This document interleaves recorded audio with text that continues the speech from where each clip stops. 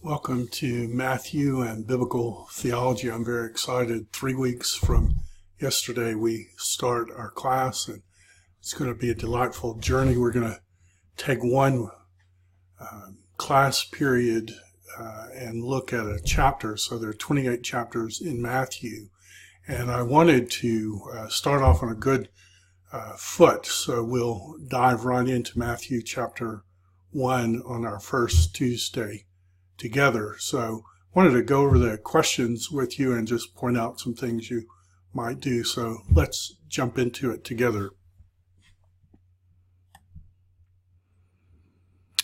Here are the questions that I will post to Moodle. And what I want you to do is you'll need to take about 2.5 hours per chapter to study these questions, go through and do as much of them as you can. I'll start with some smaller questions, and then the last thing I want you to do when you finish up your study or do these big questions. So the starting questions, Matthew 1 has 3 main things. One is a whole, these are the generations of, and the book of the generations of, and that's part of the Old Testament background. And so we want to look at that. Are there any other places that you can find in the Bible where you have that exact phrase or a very similar phrase? And what do you make of the other ones in the Bible compared to this? The second question, Matthew divides his genealogy into 3 sections of 14. He goes from Abraham to David, David to Babylonian captivity to Jesus, each having 14 members. Why is he doing that?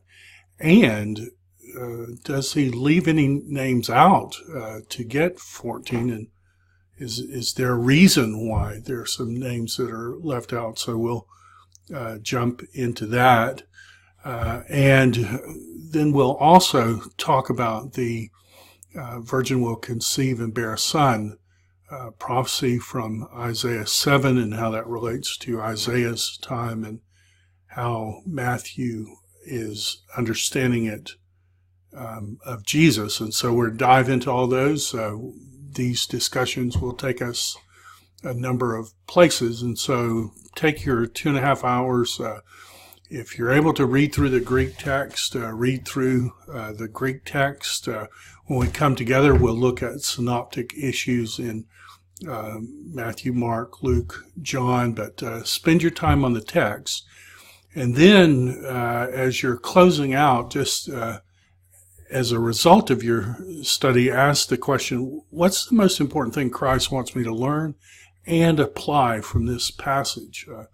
We are not studying just for study's sake, but what is it that God is communicating to me in this passage?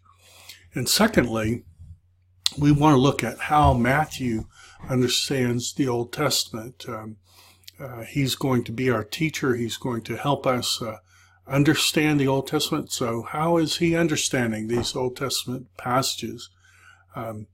We want to ask, what does Matthew want me to believe about Jesus? And Matthew, as God's authorized spokesman and apostle, what does God want me to believe? And what does Matthew want me to believe about myself as a result of studying this passage? Now, I'm not going to assign reading from a textbook. If you run across a difficulty, you may want to look at the Ancient Christian Commentary on Scripture. That's always a good thing. We have the whole volume set in the library. You want to look at a good medieval. Luther is always good. Calvin is good. If you want a summary of kind of thought up until 1700, John Gill is always a good choice, and you can get his commentary online for free a number of places. And then you might want to look at a modern commentary R.T. France has a good Matthew commentary. Leon Morris has a good Matthew commentary. Those are always worth a good look. And so spend your time, go down any rabbit trail that you want to go down. And when we come together, we'll talk about that on Tuesdays and Thursdays, 14 weeks, 28 times together.